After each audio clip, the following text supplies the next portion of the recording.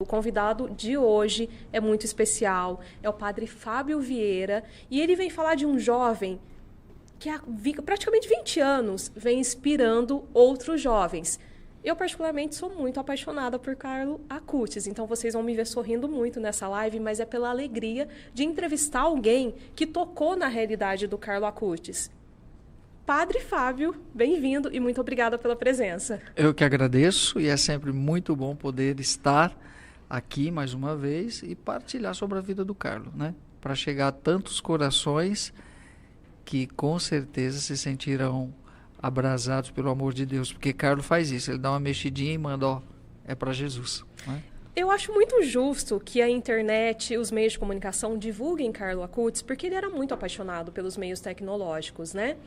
E eu estava acompanhando a entrevista do senhor com a Rita Maria, e o senhor falou da sua passagem pela Itália. Foi um ano muito caótico, 2020, mas eu queria saber como que o senhor conheceu a família Acutis, os pais do Carlo, e agora, de 2010 para cá, os irmãos do Carlo. Pois é, tudo aconteceu em 2012, quando eu achei um encartezinho, um santinho do Carlo, na paróquia de um outro padre, e atrás estava o telefone de uma pessoa. E a gente estava indo para a Itália naquele ano, e nós ligamos porque a gente queria saber mais sobre aquele jovem que era servo de Deus, estava sepultado lá em Assis. Quando nós ligamos, quem atendeu era a dona Antônia, era a mãe dele, era o telefone dela, o pessoal dela. Olha! Ah, vocês estão vindo para cá? Não, me fale quando. De repente, quando chegamos em Assis, parou aquele carro ali na estação, quem que era? A mãe do Carlos, nos colocou dentro do carro e levou para casa dela. Daí nasceu uma grande amizade que perdura até hoje, quando de repente eu me vi completamente envolvido em todo esse processo, sem nem saber quem era o Carlo, né? Conheci primeiro a sua mãe para depois conhecê-lo mais com profundidade. E assim as coisas foram acontecendo, ao ponto de ser convidado por ela para morar lá em Assis, né? Para ajudar na Associação Carlo Acutis. Em 2012 já existia a associação ou foi depois? Foi depois, logo depois, aliás, já estava nascendo ali, né? Estava nascendo, porque quando eles se transferiram praticamente toda a família para Assis, porque começou em Milão, né? Tudo começou em Milão, o processo do Carlos foi aberto em Milão, depois que foi transferido para Assis, depois que ele foi sepultado lá, e como aconteceu o milagre da beatificação no Brasil, e eu pude ser o portador do milagre até o Vaticano, nas duas audiências da Congregação pela Causa dos Santos, aí foi afunilando mais ainda a amizade, né? Então todos os anos eu estava lá, na casa deles, ficava ali em Assis mesmo, e em 2020, quando eu decidi, julho de 2019, que eu decidi aceitar o convite para ir morar, aconteceu o que todos nós sabemos, aí foi uma reviravolta 2020, fui por uma coisa e aconteceu outra. Na verdade, acho que foi o Carlos que me jogou dentro da casa dele para dar suporte para a família naquele ano que ficamos todos fechados. E 2020, todo mundo vai se recordar de 2020, porque nós mundialmente ficamos desestruturados com a pandemia do coronavírus. Foi. Como que foi para o senhor viver essa pandemia e como que foi para a família do Carlo? Falando da questão da humanidade, porque todo mundo ficou um pouco perdido ali no início, né? Olha, eu vou dizer uma coisa com toda sinceridade para você. Nós, na Itália, vivenciamos algo diferente de tudo que o mundo viveu. A pandemia foi para todo o planeta, mas como a Itália, nenhum outro país viveu, porque foi o primeiro país do Ocidente a enfrentar tudo aquilo. Foi a Itália que exportou a quarentena, não tinha nada. E você vê, o patrimônio maior dos italianos eram seus idosos. Exato. Todo aquele povo morrendo. Não se sabia como se contaminava. Então, foi uma quarentena que eu nem sabia que existia isso na vida, terrível. Num determinado momento, eu pensei que eu vim morrer aqui. Foi esse né? o pensamento do senhor? Foi.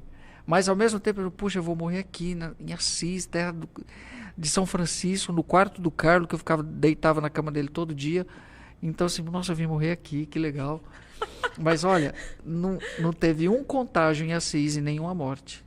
Terra de São Francisco protegida, para você ver, né? Toda a Lombardia, toda a região de Bérgamo, morreram muita gente. Teve uma diocese que morreu o bispo e todos os padres. Isso é algo tão tremendo, porque na Itália nós estamos falando de 180 mil mortes, cerca de 180 mil mortes, só que aí nós estamos falando de 59 milhões de habitantes, aí você fala assim, mas foi menos que o Brasil, tá? Proporcional. Mas o Brasil tem 210 milhões de habitantes e acabou sendo mesmo proporcional. E então, o que nos fortaleceu foi a Eucaristia diária. né? O Beato da Eucaristia, Foi. né? O mundo ficou sem missa, mas a família do Carlos não ficou nem um dia.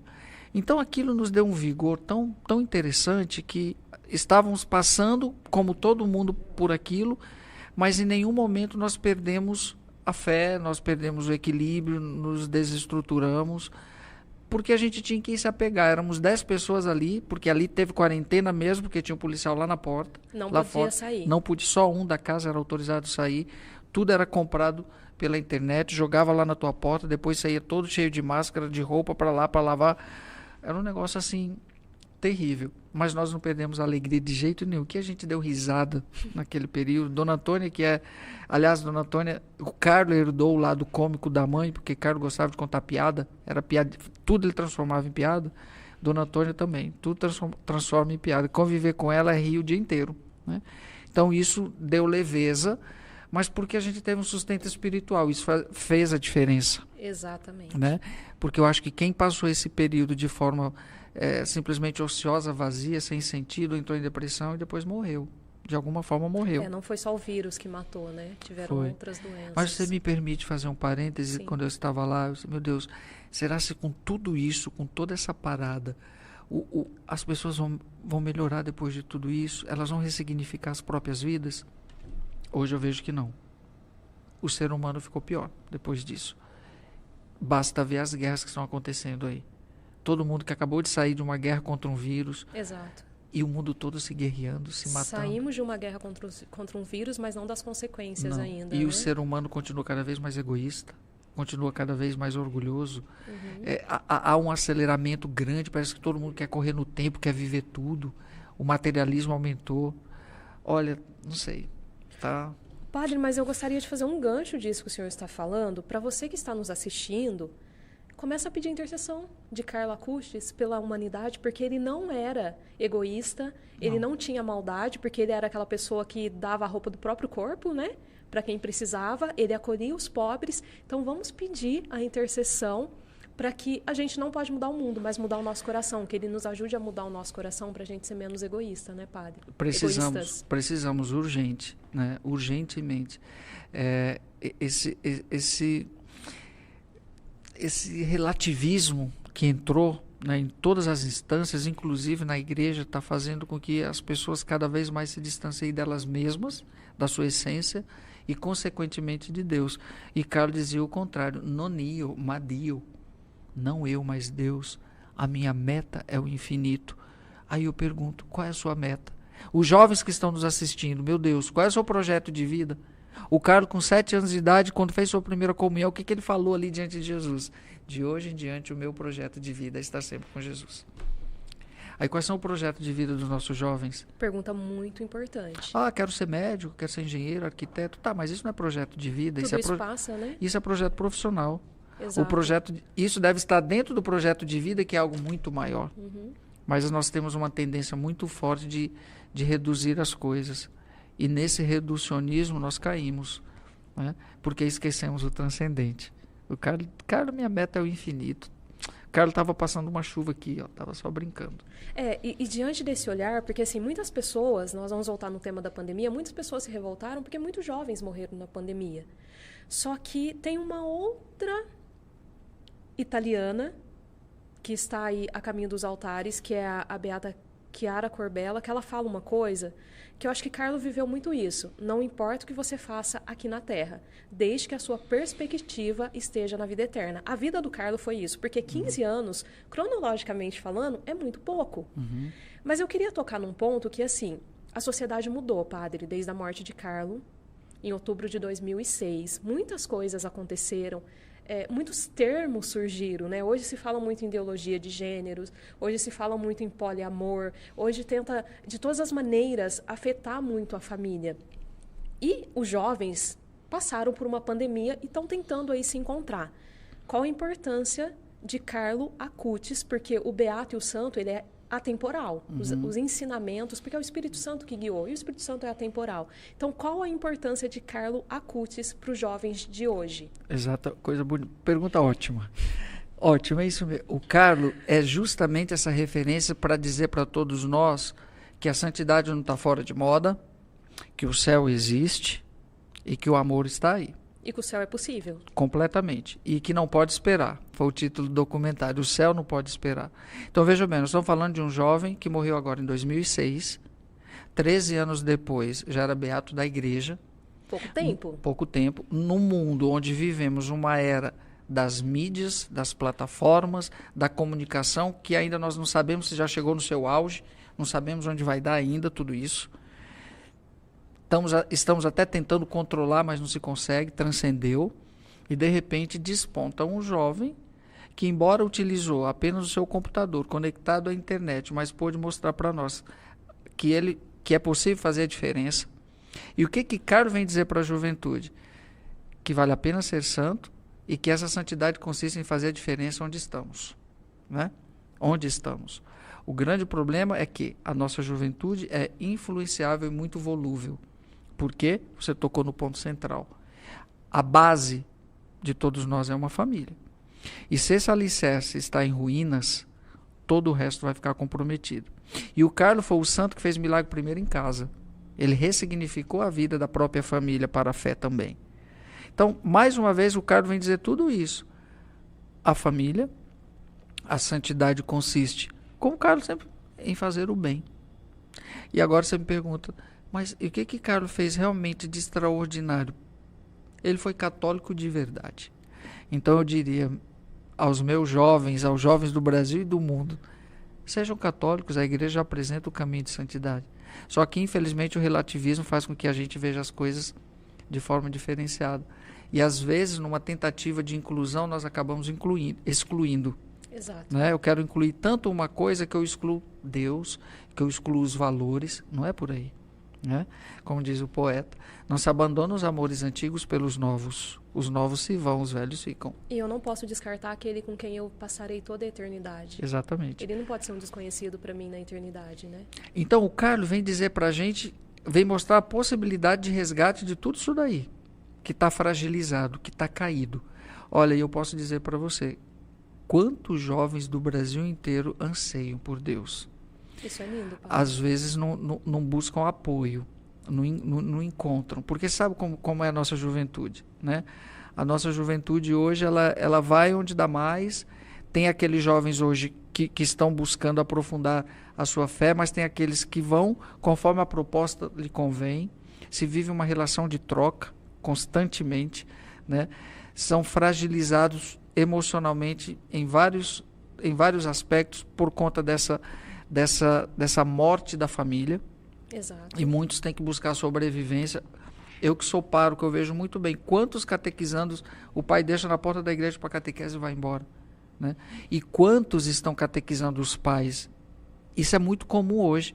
Filhos convertendo os pais. Então o Carlos está agindo. Que foi o que o Carlos fez, né? Exatamente. Viveu concretamente. Exatamente. Embora a família do Carlos fosse católica, Sim. de berço, de batismo, como nós temos muitos, mas não era evangelizada. Hoje nós temos muitos católicos não evangelizados. E o Carlos nos dá essa possibilidade de reencontro com o próprio amor de Deus por meio do próprio testemunho dele, né? Então eu acho que muito mais do que a teoria, a prática diz muito. Por isso que as pessoas se sentem atraídas pelo Carlos, né? Não só pela beleza daquele jovem, porque Carlos era belíssimo. Lindo. Né? Mas... Os italianos são lindos, né? Abrindo um parênteses aqui. Mas a beleza do Carlos é a santidade que transcendia, né? Eu conversei com um amiguinho dele, que foi amiguinho dele desde do primário todo até o fim. Era tão bom estar perto do Carlos, a gente sentia uma coisa diferente, mas não sabia o que era. Não sabia nomear. Aí ele, hoje eu sei, era a santidade dele, né? Olha que lindo. É que quando você está vivendo a coisa, não se tem dimensão. Depois é que a gente faz a leitura, né? Depois que passa. Então, olha, se nós formos aqui dizer o que Carlos nos inspira, tem muita coisa. Escolha aquilo que te toca. Aliás, aqui eu chamo a atenção para quem é devoto de santos. Tem gente que é devoto de todos os santos. Eu costumo dizer que quem é devoto de todos não é devoto de ninguém. Quem quer tudo não tem nada. Não tem nada. Sou devotíssimo de Nossa Senhora, amo Nossa Senhora, mas vivo falando mal da vida dos outros. Então não entendeu nada que Nossa Senhora fazia silêncio. Exato. Então, o que daquele santo eu trago para a minha vida? Eu procurei na devoção com o Carlos amar mais ainda e celebrar com mais dignidade a Eucaristia, porque ele é o santo da Eucaristia. Então, o que do santo eu traduzi para a minha vida? para a minha prática, porque senão a gente fica na devoção da moda. Exatamente. Surgiu um santo novo, sou devoto. Não, peraí. O que aquilo repercute em mim e o que eu vou levar adiante a partir da devoção, né? Eu procuro imitá-lo, né? Para quê? Para chegar ao céu, como ele. Exato. E o senhor falava da questão de quando estava lá na Itália, 2020, que vocês gargalhavam, que vocês riam, não riam da situação, vocês riam do cotidiano, vocês encontravam alegria. Uhum. O que sustentou o Carlo foi o que sustentou vocês. Carlo era de comunhão diária, era de adoração, vocês viveram essa experiência. Sim. Então, assim, você que está em casa, não é porque eles eram loucos rindo numa pandemia. É porque a Eucaristia, ela transforma tanto o nosso interior, Exato. Que o exterior não nos abala, ou pelo menos não nos abalam tanto, né? A gente ressignifica a dor. Exatamente. Né? A Eucaristia faz com que a gente ressignifique a dor. Aliás, a casa do Carlos era quase um zoológico, né, minha filha? Porque a gente ria dos cachorros. Eram 5 cachorros dentro de casa, 4 tartarugas, periquitos, assim, meu Deus do céu. Tinha algum cachorro da época do Carlos? A Brítiola morreu naquele ano. Era a cadelinha do Carlos, morreu com 17 anos. Uau. A Brítiola. Né? Acabou vivendo mais que o próprio Carlos, né? Morreu no quarto da vovó do Carlos, que ela dormia lá. Já estava ceguinha, tudo. Né? E era a cadelinha do Carlos. Então ela morreu com 17 anos naquele ano. A gente até falava, ela está esperando a beatificação do Carlos para morrer. Ela morreu em agosto, o Carlos foi beatificado em outubro. Olha. Então a gente ria dos cachorros, a gente ria dos gatos, a gente... Alegria é um traço próprio dos santos, né? É muito bonito de se ver. E você vê, né? Dom Bosco, quando ele estava sorrindo para todos os cantos, podia ter certeza que ele estava passando por algum problema, uma dor profunda. Exato. Os santos têm essa capacidade. Exato. Primeiro, de não transferir para ninguém. Diferente de nós, quando estamos com problema, já queremos passar para todo mundo. Primeiro, já amanhece o dia sisudo. Se puder, já posta nas redes sociais, já né? posta e faz um drama, um sensacionalismo. Exato. Os santos, eles ressignificam isso de tal forma que você não tem nem noção se ele está passando por algum problema. Tamanha capacidade de transcendência, sabe? Isso é tão bonito, isso é maturidade de fé. O Carlos teve uma graça que ele amava Assis, né? Ele quis ser enterrado em Assis, e Assis nós temos uma grande referência, São Francisco de Assis. Como que São Francisco impactou a vida do Carlo Acutis? Exatamente. A gente tem... A grande inspiração do Carlo foi Francisco de Assis. Então, veja bem. Quem era Francisco? Um jovem riquíssimo da sua época que deu uma guinada na sua vida quando fez a opção pelos pobres. Para viver uma vida diferenciada. E foi se recolher no meio dos leprosos. E se despojou das suas vestes ali do lado da casa do bispo, seu pai, porque seu pai queria que ele fosse o continuador de todo aquele império dos tecidos. Exato. E tudo. Não, pai, não preciso disso. Então foi uma frustração para o pai e o pai o deserdou. Ele não, então está aqui, dou até a roupa do corpo. Aí nós temos em 2006 um jovem de 15 anos, trilhardário, 3 vezes mais rico que o São Francisco, que também ressignificou. Ele não fez como São Francisco, mas o Carlos fez com que a família ressignificasse também isso, e hoje a família encontrou um sentido para a riqueza que ela tem. Né? O Carlos se despojou também, como Francisco de Assis. Coincidência ou não, onde está o corpo do Carlo? No local onde São Francisco se despojou, no Santuário della Espoliazione. É como se desde toda a eternidade tudo tivesse preparado, né? Como dizia a Mirella, que era uma funcionária que cuidou bastante do Carlo, e lá ela ficou cuidando de mim, assim, cuidava das minhas coisas. Não, a honra, ele esteve na casa do Carlo, com a família do Carlo, no quarto de Carlo Acutis, e teve a cuidadora do Carlo para si. Já tive a babá do Carlo lá que comigo. Honra! Aí ela falava assim, Padre Fábio, Carlo era um altro Francesco. Carlo era um outro Francisco, né? Então, assim, aí ela contava que se ele tinha uma camiseta, ele doava. Isso Dona Antônia sempre falava.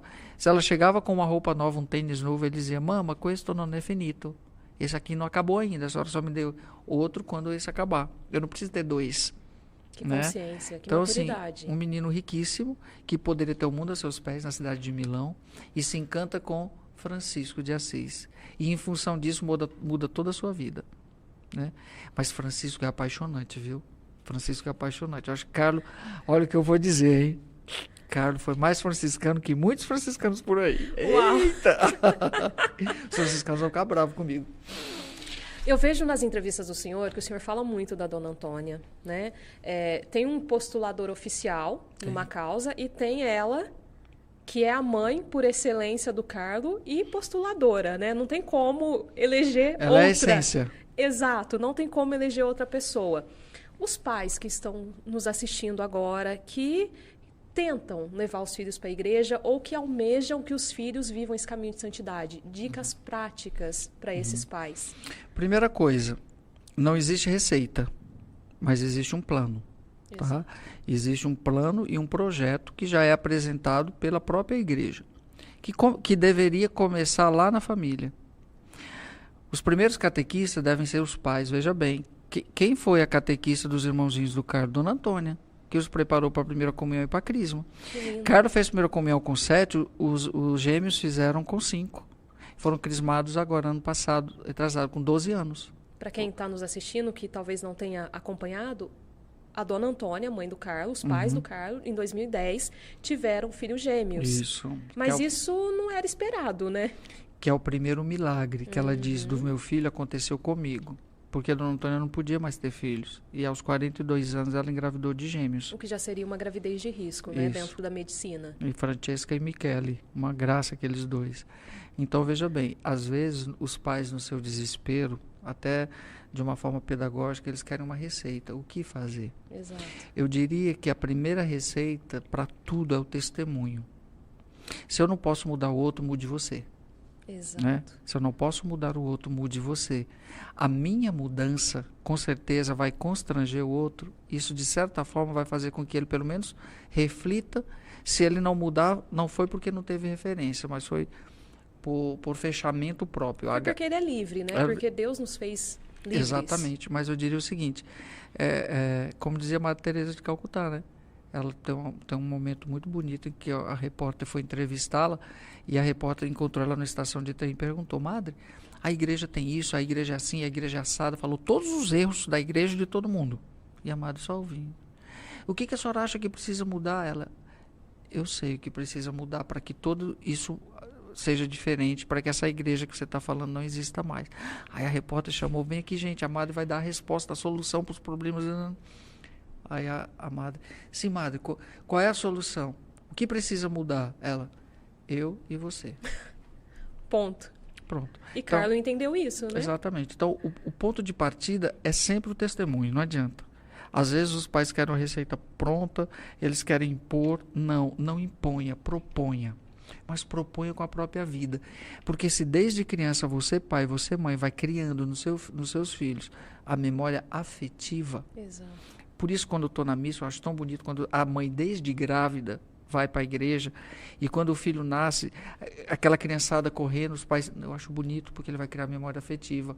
Quando ele estiver na adolescência, que vem a fase da autoindependência, que ele quiser se afastar, ele vai ter uma referência para depois voltar. Porque nessa fase da criança, da infância, você cria memória afetiva. Então, leve o filho para a igreja, para que a igreja depois não seja um objeto estranho. Né? Não seja um ambiente que ele não conheça ou queira descartar da sua vida. Porque ele vai lembrar: poxa, minha mãe e meu pai me levavam para a igreja. Quando ele estiver na dor e no sofrimento, aquela memória vem fortemente. Então esse é um dos passos, até de uma forma psicológica falando, né? Crie memória afetiva de fé. Outra coisa, reze com os filhos. Os pais hoje não rezam, as famílias não rezam mais, nem antes da refeição, nem para terminar o dia, nem para amanhecer. Isso tudo vai gerando memória afetiva, porque vai chegar um dia que ele não vai ter mais os pais. Exato. E o que vai ficar? O que foi gerado, o que foi gestado na fé, nos valores, que faz, como dizia Dom Bosco, né? Que a gente catequiza para que os jovens, para que eles possam ser bons cristãos e honestos cidadãos. E não tem como desvincular os valores da fé do caráter. Exato. Também, tá, né? Tudo, sabe? O alicerce cristão, dos valores cristãos, ele é fortaleza para tudo, ele vai ser referência para tudo. E a fé molda tanto a sociedade, né? Uhum. Porque é tudo, quando eu tenho fé em Deus, tudo que eu sou está submetido ao Espírito Santo, a Deus, para que Ele molde, lapide do jeito que Ele quer, né?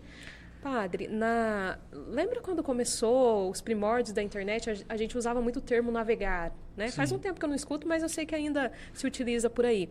A internet, ela é muito esse mar aberto mesmo para navegar, né? E tem um fato que o senhor contou, que quando for examinar o computador, o notebook de Carlo Acutis, não tinha nada que pudesse depor contra ele, né? Não tinha sites maliciosos, nada. Vamos dar um conselho ou conselhos para os jovens que estão se perdendo aí nessa navegação pela internet. Pois é. A primeira coisa que o Vaticano aprendeu foi o notebook do Carlo. Ali estava seu diário de bordo, né? E foi feita uma varredura mesmo. Eu costumo dizer assim, de FBI. Ou seja, nada foi encontrado que desabonasse a pureza do Carlo. Ele nunca entrou num site pornográfico, por exemplo. Que lindo. Que aqui eu faço parêntese. Muitos dos nossos jovens são escravos de acessos a esses sites, a esse tipo de navegação. Né? Então, assim, se tivesse achado alguma coisa, o processo de canonização do Carlo já teria parado ali mesmo. Né? E, no entanto, ele pôde mostrar para nós que eu posso utilizar essa ferramenta que é a internet, não é à toa que ele é candidato a patrono da internet, como eu posso usar essa ferramenta para o bem, como ele mostrou, para me enriquecer de outras formas. Então, assim, nem tudo é mal.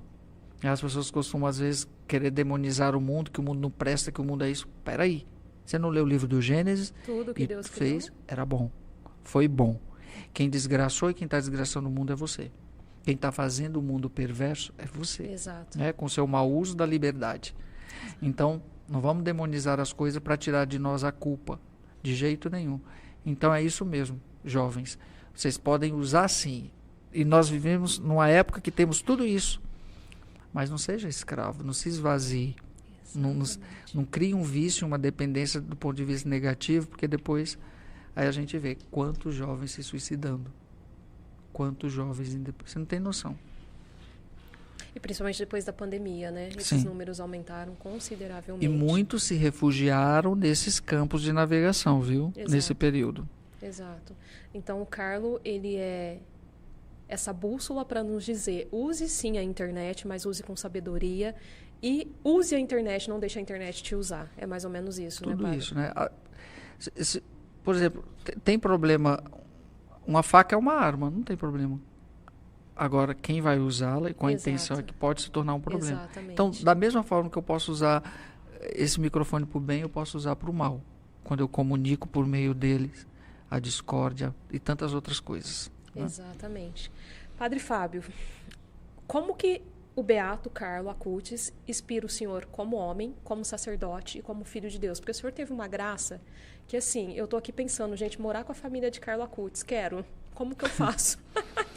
Pois é, de tantos padres no planeta, eu fui escolhido. Eu ainda tem dia que eu paro, que eu acordo assim, o que aconteceu? Foi depois que eu voltei pro Brasil que começou tudo isso que aconteceu na minha vida. Parece que era... E Dona Antônia falou, era para isso. Foi caro, ela falou com todas as palavras. Quando eu estava vindo embora da Itália, ela falou assim, tu sei proteto de Carlo, você é protegido por Carlo. Senão, Antônio, não tenho mais dúvida, se a mãe dele está falando isso... Quem sou eu? Quem sou eu? Então, assim, ao mesmo tempo que se torna um peso, né, para você, porque o santo é o Carlo, né, o Carlo que é o santo, mas, ao mesmo tempo, eu vejo assim que Deus se utiliza da gente mesmo, né, e que se Deus quisesse pessoas completamente perfeitas, ele teria mandado os anjos. Então, Exato. Eu também vivo um processo de conversão todos os dias, porque eu estou ali vendo e sentindo o Carlo a cada instante, né? Então, assim, opa, Carlo não vai ficar contente com isso. Então, deixa eu mudar isso aqui, né? Deixa eu rever isso aqui. E, ao mesmo tempo, minha filha, ele me dá tantos sinais de que ele é meu amigo, né? Então, eu confio nessa amizade.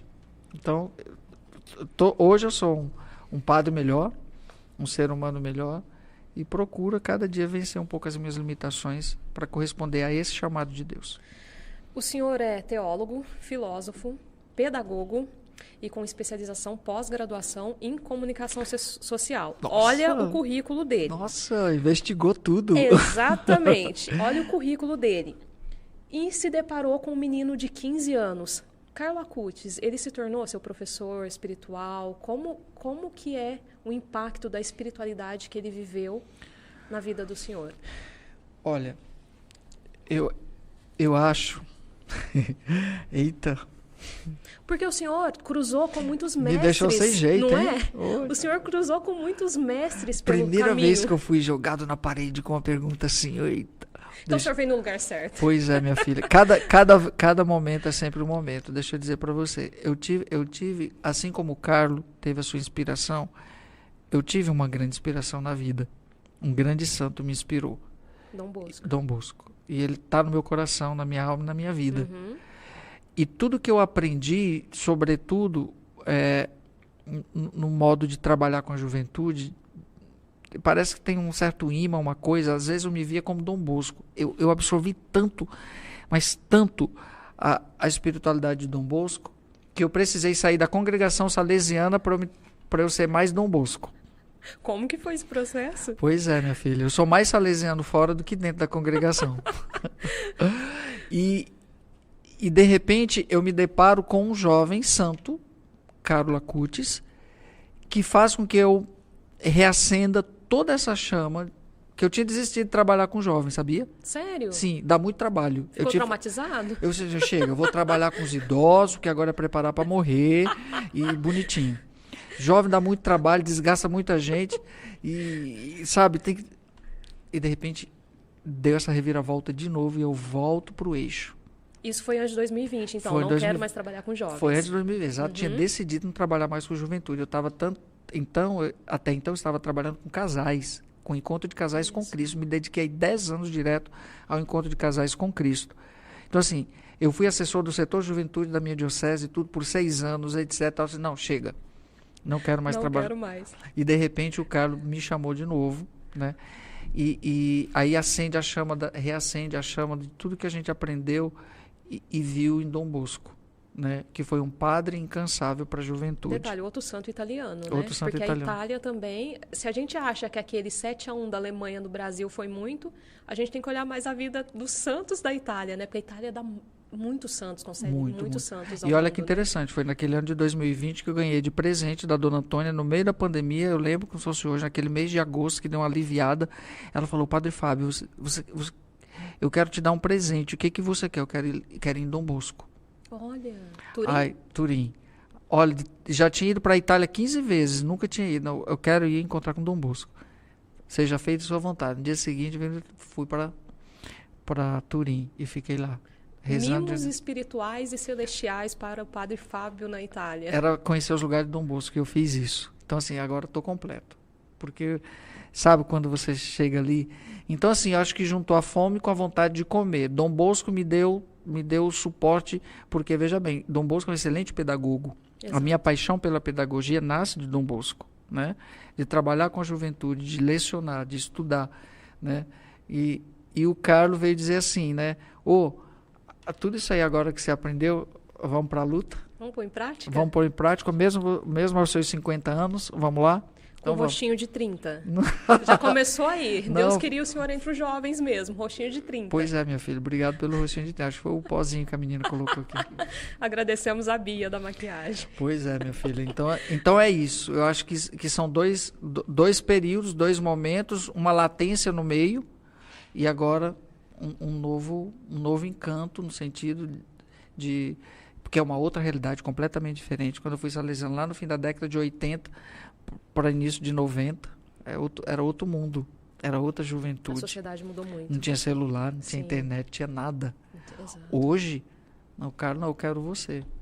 Então tá bom, tamo aí. Até onde der, a gente vai. Eu acho que por isso que o Carlos foi muito em paz, né? Porque ele sabia que teriam outros soldados, guerreiros aqui para continuar a missão dele, né? Olha, e o que tem de Brasil afora grupos com a espiritualidade do Carlos, ó, cada lugar tem. Em todos os lugares. E é lindo de se ver, né? Bonito, todo mundo querendo viver a espiritualidade do Carlos. Missa, o terço, adoração. Coisa de todo católico. A essência. Exato. Do nosso catolicismo. E o Carlos mostrou isso. Por isso que o testemunho, né? Atemporal. Ao ponto de converter o próprio babá dele, que era de religião hindu, o Rajers. Olha. Né? que ia levar ele na escola, mas tinha que entrar ali na igreja para rezar o terço com ele e ficar adorando. Essa conversão aconteceu com ele em vida ou depois da Vida, morte? em vida. Olha Em só. vida. Ó, o Rogers conviveu com o Carlos dos 5 aos 15 anos, até a morte. E se converteu. E tá lá até hoje, na casa da família, sozinho, cuidando da casa lá em Milão. A gente já viu aqui que Carlo fez muito em 15 anos. Então, você que está em casa, entenda que não é o tempo cronológico, né, Exato. padre? É essa nossa abertura a Deus, porque Deus faz em 1 segundo, Isso. faz em 10, faz em 100 anos. Né? O tempo de Deus é diferente do nosso. Abertura. Mas Graças quando a graça Deus, se né? abre, acontece. Exatamente. Qual que é a mensagem central e teológica da santidade de Carlo Acutis? Sem sombra de dúvida, está ali no tripé da sua espiritualidade. A Eucaristia, minha autoestrada para o céu. Nossa, é a forma mais rápida de chegar no céu pela Eucaristia. Carlo, se eu não conseguir chegar pela forma mais rápida, tem uma outra forma que ele chamou de escada, o Santo Terço. É a minha escada para o céu. Recorremos a Nossa Senhora. Vamos com Nossa Senhora, que cada terço rezado é um degrau que você sobe. E por fim, os sacramentos, que são os sinais. Então, a espiritualidade, a teologia, está aí. É muito simples, né? Tudo é a Eucaristia, Nossa Senhora e os sacramentos. Né?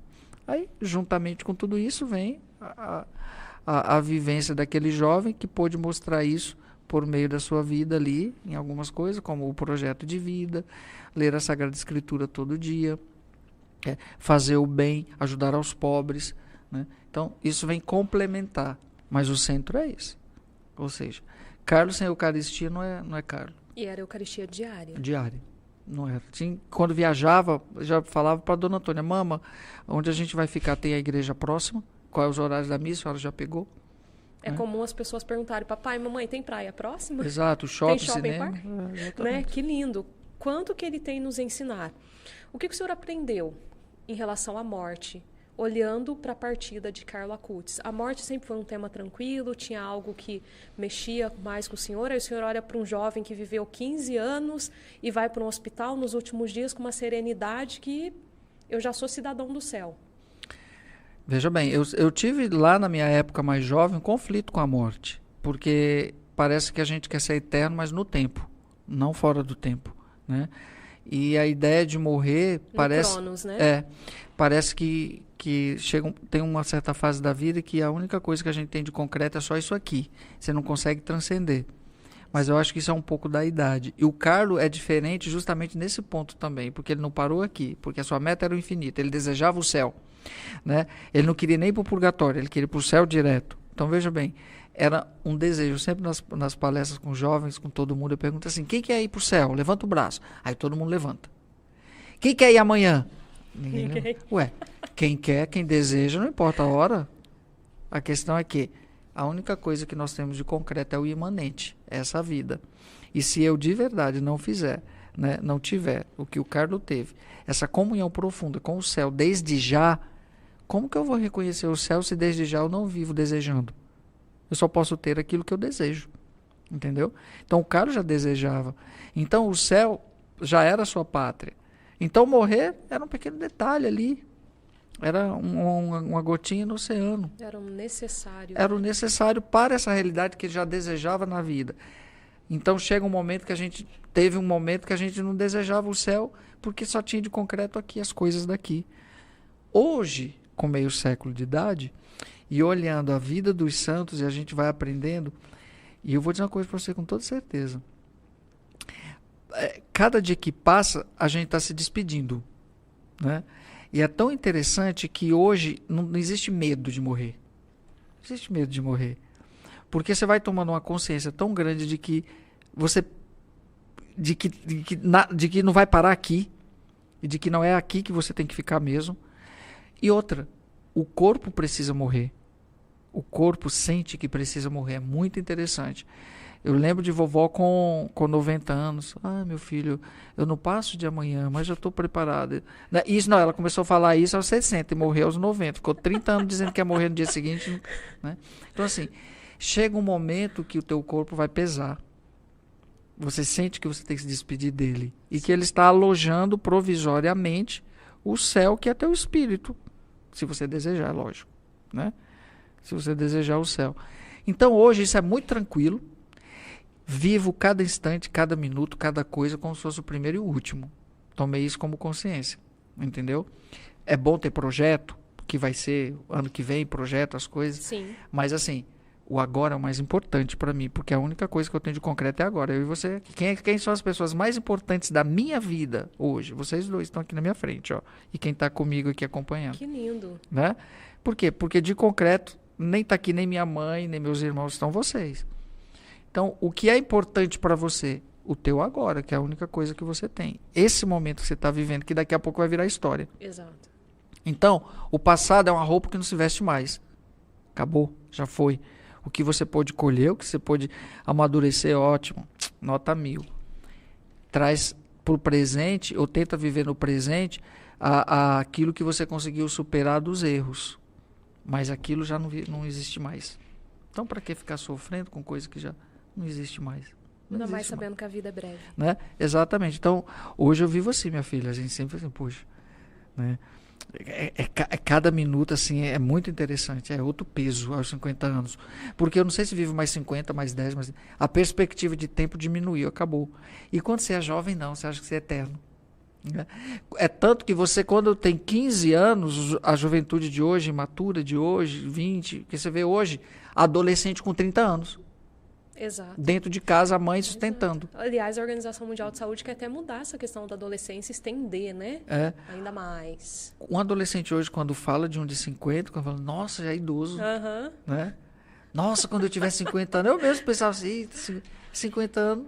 A coluna não vai estar mais a mesma. Não vai estar mais a mesma. Estar, mas você vai aprendendo a conviver. Tem um ditado que diz assim, eu gosto muito desse ditado, porque eu aprendi a ressignificar ele na minha vida também. Que diz assim, aceita que dói menos. Bem popular. Minha filha, é popular e é um ditado sábio. Quem inventou, quem disse... Não, tem que fazer até parte de cura interior esse aceita exatamente, que dói, veja bem, menos, né? Por exemplo, eu tô com uma dorzinha aqui no meu cotovelo, né? Que eu peguei um Expon, não sei o que, de elite aí, porque eu pedalo. Sim. Aí, no bate-papo eu não sentia dor, mas se eu pensar nela, ela dói. Eu vou sentir que ela tá doendo. Exato.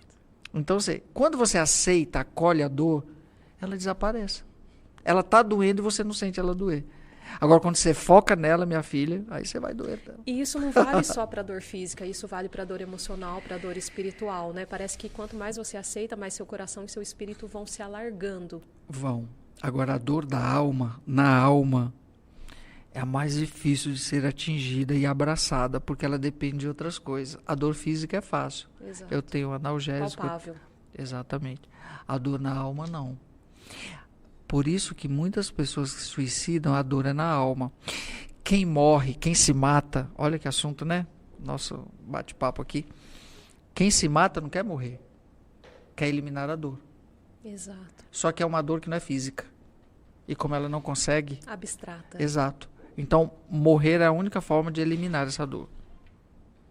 Porque no fundo é eliminar a dor. Ninguém quer deixar de viver. Exato. Entendeu? Mas a dor na alma é a mais difícil de ser abraçada. Eu acredito muito, né? O senhor está falando assim, olha para onde a gente está indo com a conversa, né? O senhor teve que parar na Itália para conhecer Carlo Acutis, para aprofundar, para amadurecer tantas questões que só o senhor sabe, né? Então, eu acredito que tem alguém ali que precisava escutar isso, que quem pensa em suicidar ou alguém que cometeu suicídio, um ente querido, não foi porque quis. Foi justamente para aliviar essa dor. E aí entra mais uma vez Carlo Acutis, porque ele viveu 15 anos e é a intercessão dele que nós vamos pedir por todas essas pessoas que estão sofrendo hoje, na hora que o senhor for dar a bênção final. Eu tenho uma pulga atrás da orelha. Eita. O que acontece com a Itália que nos dá tantos santos, beatos e beatas? É o sangue dos mártires? O que aconteceu ali? Porque ali pipoca, né? Pipocam histórias.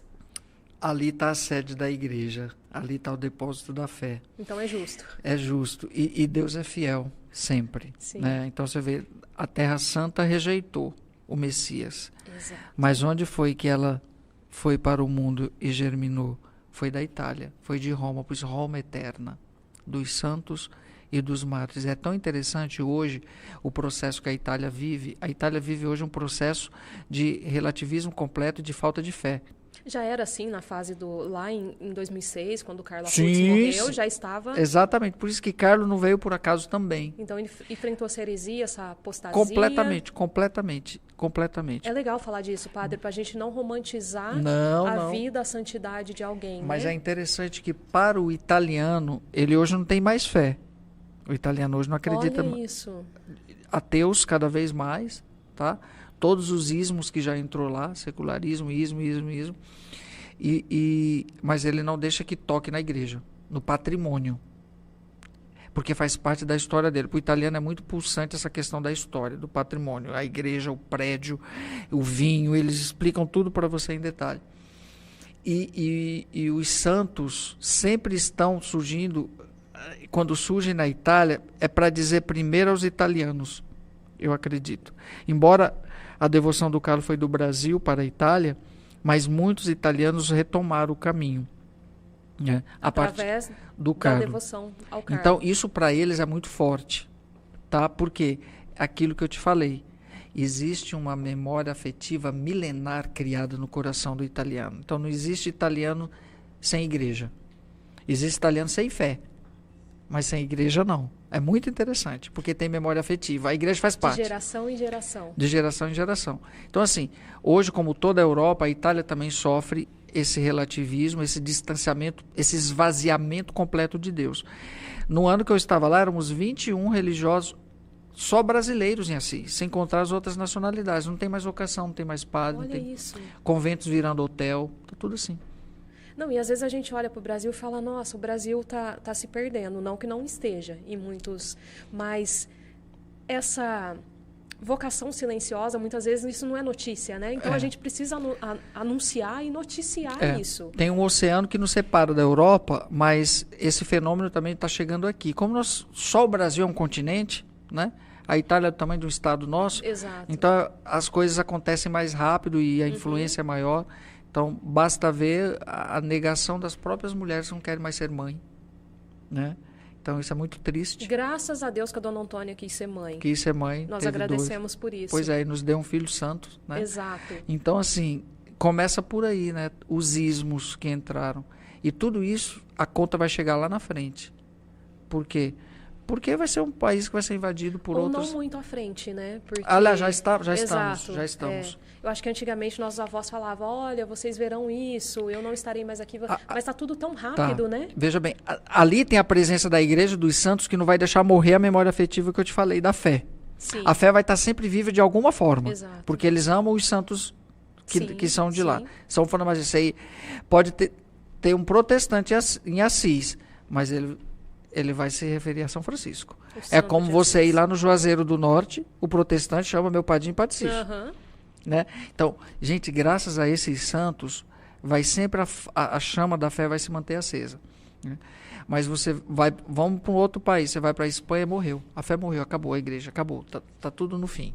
A Alemanha também. Tá São Tiago não caminhou até a Espanha para ver a fé morrer, né? Pois é. Agora sim, meu Deus, o que vai acontecer? Nós não sabemos. Nós não veremos muita coisa. Nós estamos vivendo esse momento que nós estamos passando hoje de diferença. Nós estamos vivendo um momento sombrio, de trevas. Eu sinto isso por onde passo. Nós estamos vivendo um momento estranho, muito estranho, sabe? Muito estranho, pós-pandemia. Tá tudo muito estranho, muito trevas. Em todas as esferas, né? Todas. Não tem uma que você olha e fala, tá mais tranquilo. Basta ver os países se voltando para a guerra, essas coisas. Tá tudo muito estranho. As famílias não estão se... Não sei, tá um negócio muito estranho. Ainda bem que nós temos a Eucaristia, nós temos uma igreja rica teologicamente, doutrina, o magistério, a tradição, e nós temos os santos, e principalmente os santos contemporâneos, porque Carlo Acutis, se Deus quiser, em breve será canonizado, mas ele é nosso contemporâneo. Então, não tem desculpa para falar, mas ele não enfrentou isso que eu estou enfrentando. A gente está falando de uma morte recente, 2006 para cá. Mas o mais interessante dessa sua fala é dizer o seguinte, a santidade não muda, ela é sempre a mesma, porque é chamado de Deus. E Deus é o né? mesmo. O Carlo é um santo de calça jeans. Lógico, meu filho, São Francisco na época não tinha calça jeans, senão ele seria santo de calça jeans.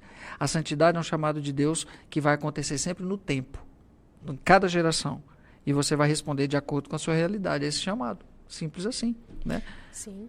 E nós descobrimos aqui que Carlo Acutis não é ciumento, porque a gente já falou de Madre Teresa de Calcutá, de Dom Bosco, de Chiara Corbella. E eu queria falar de um outro santo contemporâneo, e o Carlo, com certeza, se alimentou muito da espiritualidade desse santo, São João Paulo II. Nós somos geração João Paulo II. Eu tenho cara de novinha, mas já estou chegando nos 40.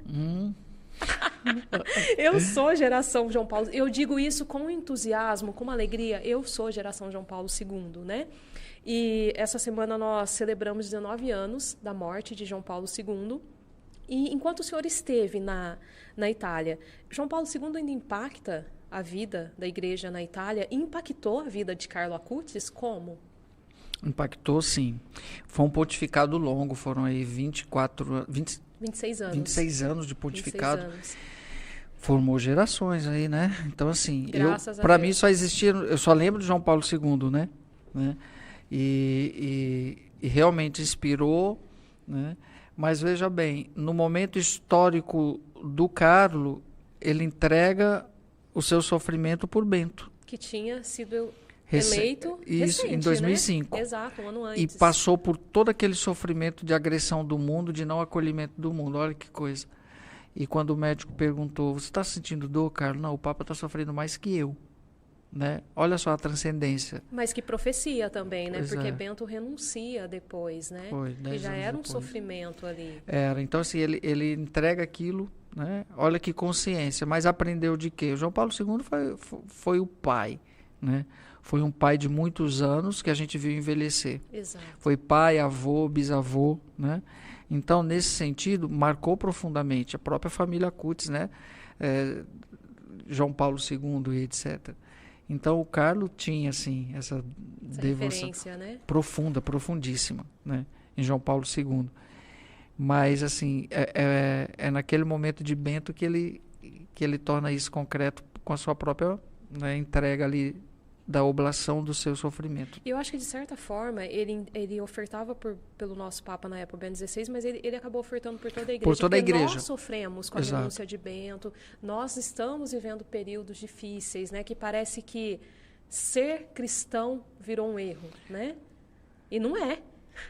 Eu vou dizer uma coisa muito séria aqui agora. Diga, Sabe padre. quem pode ser nosso pior inimigo? Aquele que convive com a gente. E por incrível que pareça, hoje a gente muitas vezes vê alguns inimigos do nosso lado, né? Parece que hoje ser católico é criticado pelos próprios católicos. Onde já se viu você católico criticar a sua beleza, da sua fé, da sua igreja. Exato. Né? Então, às vezes, você vê as contendas existindo entre rivalidade entre grupos, entre padres, entre isso, entre aquilo. Né? Para que fazemos parte da mesma barca de Pedro? Né? Mas não. O meu jeito de ser é melhor, o meu modo de pensar é melhor, você tem que pensar assim, ser igreja é assim. Não. Nós estamos vivendo um momento muito confuso também. Talvez, às vezes a gente pergunta assim, meu Deus, mas por que Deus permite? Exato. Né? Deus nunca perdeu o controle, Exato, né? exato. Deus não quer, mas Deus permite. Eu acho que Deus está permitindo porque alguma coisa de tudo isso daí no fim não é possível. Um bem eterno ele vai tirar. Nós acreditamos. Sim, minha filha. Acreditamos. Nós acreditamos. E eu queria fazer um convite, porque o Carlo Acutis foi aquele que ofertou. Porque você olha aquela pessoa feliz, mas eu tenho uma irmã que ela trabalha com pacientes que têm leucemia, e o fim da vida é muito sofrido, né? Eu e minha irmã, nós sepultamos a minha mãe com câncer há 7 meses. Uma pessoa que também, assim, abraçou o sofrimento. O padre me ensinou tanto. Eu aprendi mais com ela no sofrimento do que qualquer outra coisa na vida, né? Mas o momento final, ele é muito sofrido, que às vezes morfina, esses remédios potentes não vão tirar a dor. E Carlo ofertou essa dor pelo Bento XVI. Então, eu quero fazer um convite para você. Oferte as suas dores pelo Papa Francisco. Oferte aquilo que te dói pelo Santo Padre, pelos padres, pelas vocações, que surjam novas vocações no Brasil, na Europa, no mundo todo. Ou né? pela graça que você quer alcançar, porque às vezes a gente quer as coisas prontas de uma forma rápida, né? A gente quer fast food. A tecnologia nos deu essa ilusão, né? Que tudo é rápido. Não. Exatamente. Quando Não se é. trata das coisas do céu, não é assim, não. Exato. E quando se trata de curar um ser humano também não é rápido, né? Padre, nós temos um milagre no Brasil que foi uma condição sine qua non para a beatificação de Carlo Acutis, mas tem algum testemunho de algum jovem que marcou o senhor em relação ao Carlo Acutis nesses anos? Tem. Conte-nos. Tem. de tantos, mas teve um que me marcou profundamente. No Congresso Eucarístico em Recife, no ano passado, foi o Congresso Eucarístico Nacional. Teve a Vigília da Juventude, a Noite da Juventude. Ok. E era das 20 horas até 6 da manhã. E, e tinha um momento do Carlo que eu fui chamado, né? Só que eu entrei lá no palco, era 2 horas da manhã. Aquela multidão, assim, 10 mil, que não sabia quantificar de tanto de jovens. Quem encerrou foi o Frei Gilson, com o show. Aí na hora que eu subi para falar do Carlo, não se escutava um pio. Que lindo. Um pio. Tal. Quando eu desci aí que fui saindo assim, primeiro aconteceu uma coisa que eu não gostei. O que eu não gostei? Assim que eu desci, aí eu vou dizer o que eu não gostei. Primeiro, os jovens todos saíram tudo para ir ao meu encontro, né? Aí o que eu não gostei? Lá vem os seguranças lá, padre, o senhor quer que tire eles de perto? O quê? Não sou artista, não sou... Pode vir todos. Olha que testemunho, padre. Eu vou falar, eu acabei de descer do palco para falar do Carlo, para falar do Evangelho, para falar de Deus, e não vou deixar os jovens virem a mim. Minha filha, pois, veio aquela multidão de jovem. Mas sabe como é jovem, né? Aí tirar foto, abraçar, tocar e tal. Aí veio um jovem que estava ali afastado e eu vi que ele estava chorando e estava com a mocinha do lado.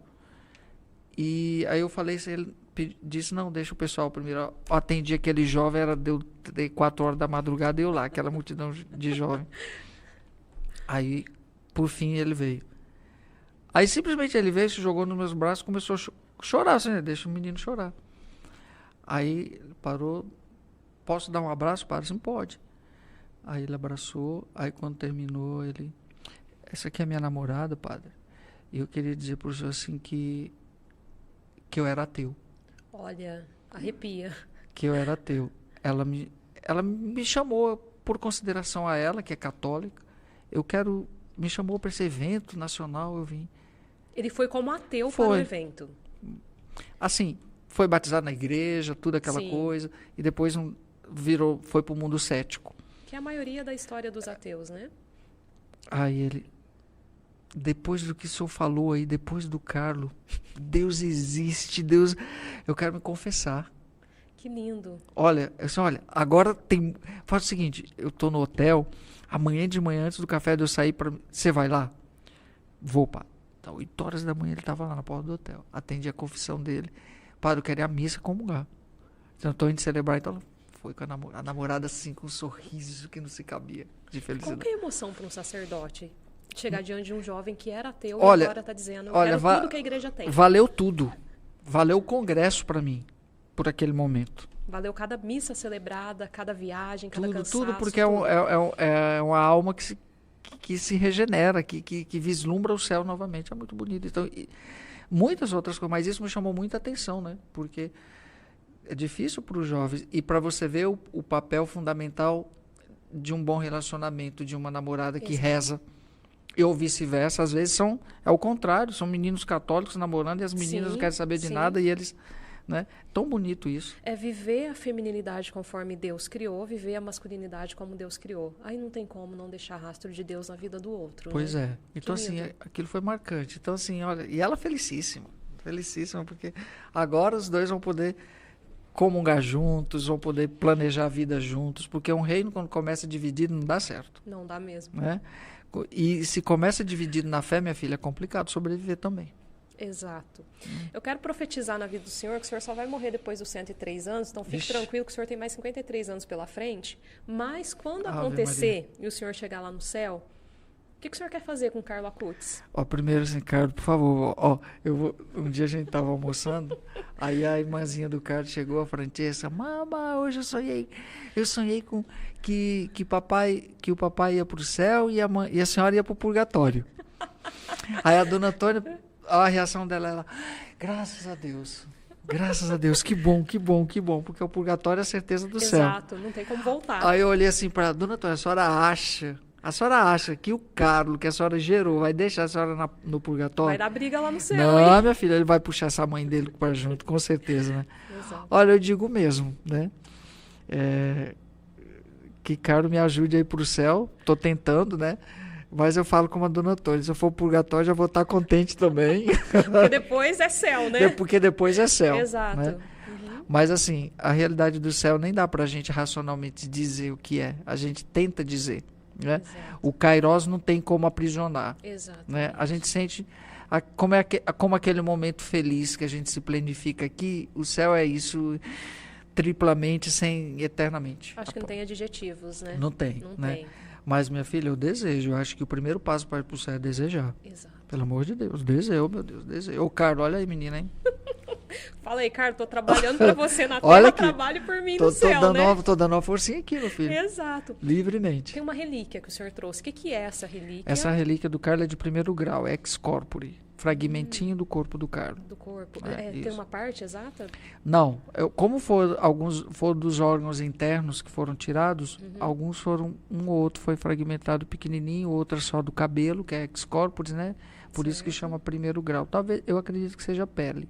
Ah, eu entendi. Para quem foi em Assis, no Santuário do Despojamento, o que o fiel vai encontrar lá? Vai encontrar um santuário bonito, uma igreja muito bonita. Você, assim que entra, você já dá de cara com o Santíssimo. Você entra e adora a Jesus. Depois você passa pela nave principal, aí você vai ao corpo do Carlos, que está lá no túmulo. Incorrupto? Intacto. Intacto. Qual a diferença do incorrupto para o intacto? Ótimo, vamos lá. Incorrupto, não existe santo, nenhum corpo de santo incorrupto. O único corpo incorrupto que existiu foi o de Jesus. Porque ressuscitou. Corpo incorrupto é ressuscitado, é vivo, né? O dos santos foram intactos. Significa o quê? Todo inteiro. O do Carlos foi todo. Santa Teresinha só teve o quê? O braço intacto. Santo Antônio só a língua intacta. Intacto significa que não houve decomposição, tá? Não se decompôs com o tempo, ficou todo inteiro. E o intacto é um dos graus da incorruptibilidade. Para que seja incorrupto, como o de Jesus foi primeiro, ele não se decompôs, né? Mas os santos, eles não foram incorruptos, porque morreram e não ressuscitaram. Né? Então, assim, estão intactos os corpos, que não deixa de ser um sinal também, não é por causa disso que ficou santo. Que São Francisco não sobrou nada. E olha o grande santo que é, né? Então, mas não deixa de ser um sinal. Então essa é a diferença. Intacto significa todo inteiro, não houve decomposição. Fiquei sabendo que o senhor estará em Campinas, em Vinhedo. Quem quiser conhecer o Padre Fábio, escutar um pouco mais da história de Carlos Acutis, Santuário Santa Rita de Cássia, né? Aqui em Campinas, Santuário Santa Rita de Cássia, e Vinhedo amanhã à noite vou estar celebrando. E amanhã de manhã também aqui no Santuário Santa Rita de Cássia, na missa do apostolado da oração, agora de manhã, às 8h30 da manhã. Então vai lá conhecer mais o Padre Fábio. 8h15, corrigindo. 8h15. Vai conhecer mais o Padre Fábio e conhecer Carlos Acutis. Aproveitando que o senhor está com a relíquia de primeiro grau, eu queria pedir uma bênção. Primeiro, para os jovens. Segundo, para os pais dos jovens. E em terceiro, para o mundo inteiro, para que Carlos Acutis nos ajude a trilhar esse caminho de santidade. Muito bem. Quem nos acompanhou, né? Quem esteve aqui conosco nesse momento, possa fazer o pedido da graça que você quer obter do céu, por intercessão do Carlos. Depois desse momento de bate-papo, vai ficar salvo aí para vocês reverem de novo, não vai? Né? Para o pessoal ver de novo. E é sempre bacana tudo aquilo que acrescenta na nossa vida. Pela nossa juventude, pelos pais, pelo nosso Brasil, pelo nosso mundo, pela nossa igreja. Carlos, olha lá, meu filho, cada vez mais. E que essa bênção se estenda a todos nesse momento. O Senhor esteja convosco. Ele está no meio de nós. Por intercessão do Beato Carlos Acutis, abençoe-vos o Deus Todo-Poderoso, o Pai, o Filho e o Espírito Santo. Amém. Amém. Desejo para você um ótimo final de dia, uma santa noite com a intercessão de Carlos Acutis. Ó, esse nome é meio difícil, hein? Carlos, sem o S. Acutis. E que Deus te abençoe e até a próxima. Até mais. Valeu.